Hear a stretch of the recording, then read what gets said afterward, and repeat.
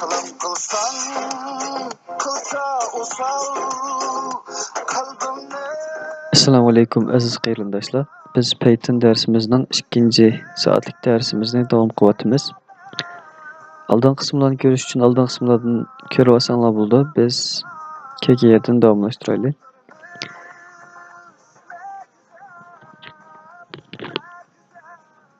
Biz ne kelganda yoqtida biz bu kelgandik. Ya'ni y tang d qo'shilgan c deb qo'shish shaklda ikki tizimlikni birlashtirishni ko'rayotgan edik. Ya'ni bunaqa bo'lgandan keyin print y, ya'ni y tizimlik. İkisininki qo'shilgan holatdagi tizimlik shu. Undaqda biz Ctrl S ni bosib F5 ni bosgan vaqtida ikki tizimlikni qo'shib berdi. Birinchi tizimlik 1-2-3 de, ikkinchi tizimlik 10-20-30 de. İkisini qo'shib bilan y tizimlikni chiqarib berdi.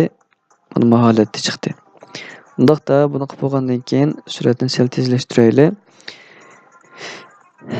Buni qilib bo'lgandan keyin biz endi nima ish qilib boqaylik degan vaqtida tizimlikdan bir a'zoni o'chirib boqaylik, ma'lum bir a'zoni. Undaqda biz pop cheket yo'q. Y cheket pop bo'ldi. Unda qildi. Qilib bo'lgandan keyin Ctrl S dedik. Ctrl S dedik. Pastga tushdik. Tushib yerga print y ning holi qanday qolib ketdi? Bir a'zoni chiqarmadimi uni ko'rmoqchi. Yaxshi qaranglar. Yaxshi qarsanglar bu yerda bir ish bo'ldi. Bunda qilsam hech qanday a'zo chiqmabdi. Qanaq 1-2-3 10-20-30. Shu paytda bir a'zo chiqmabdi. Qanday bo'ldi degan vaqtida bunda qildi. Qarsanglar bu yerda mana ichiga biz y ni yozmadik. Bundaqda chiqaradigan nimaning izini chiqarmoqchi shuni yozmadik baya. Bundaqda Ctrl S ni qo'yib o'tib F5 ni bossak, eng oxirdagi bir a'zo 30 ni chiqarib o'tdi. Demak, pop buyrug'i, bu pop buyrug'i eng oqidan sanaganda birinchi a'zoni chiqarib o'tadigan buyruq. Undaqda biz o'zimiz xohlagan bir a'zoni shu tizimlikdan chiqarib o'tamiz deganda chiqarib o'tamiz. Uning uchun biz remove buyruqni ishlatishimiz kerak. Remove ning uyg'urchamizdagi ma'nosi bo'lsa, chiqarib o'tmak, ilib tashlamoq degan ma'noda. Ya'ni ish qilib tizimlikdan yo'q qilib o'tish degan gap qo'y. Undaqda enter bosib Ctrl S deb bo'lgandan keyin biz bu yerga y cheket remove deb bo'lgandan keyin bu yerga 20 degan a'zoni chiqarib deb boqaylik. 20 ni. Undasa qilib bo'lgandan keyin biz ishimiz tugmadi, print buyruqni tamomlashimiz kerak. Print bitta y. Chunki y tizimlik hosil qilingan emasmi bu yerda? Shu y tizimlikdan 20 degan a'zoni chiqarib o'tmoqchi. Undaqda Ctrl S dedik, F5 dedik. 20 degan a'zoni chiqarib o'tdi. Mana.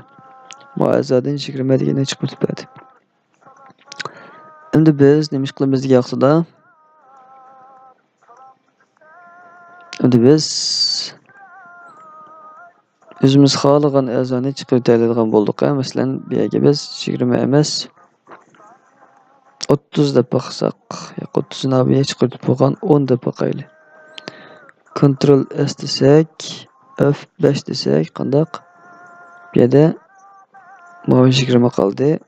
10 ni chiqarib o'tdi. Qandaq? Xohlagan bir a'zoni chiqarish uchun remove ni ishlatamiz.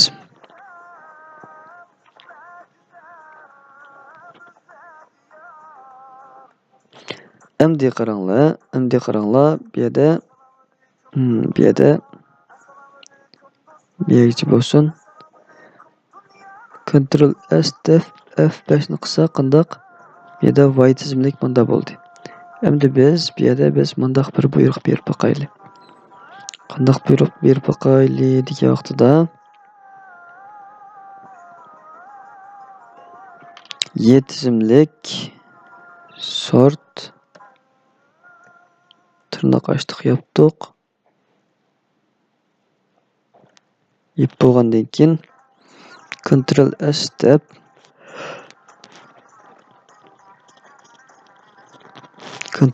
deb print y ning holi qandaq bo'ldi, uning izini chiqaraylik.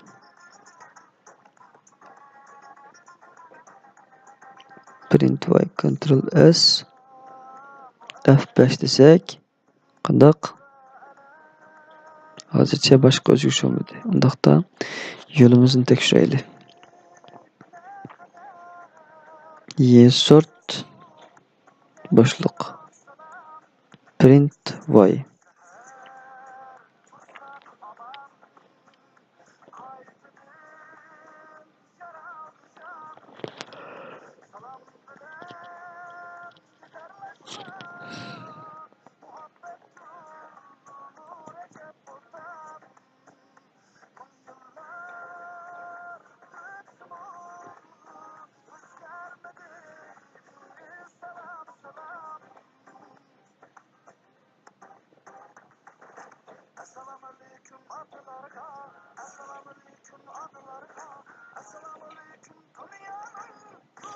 Biz bu yerda mundaq boqaylik. Biz bu yerda reverse deb boqaylik. Masalan, reverse deb print y qilib boqsaq qanday qildi hozir ko'rsizlar. Qanday qildi?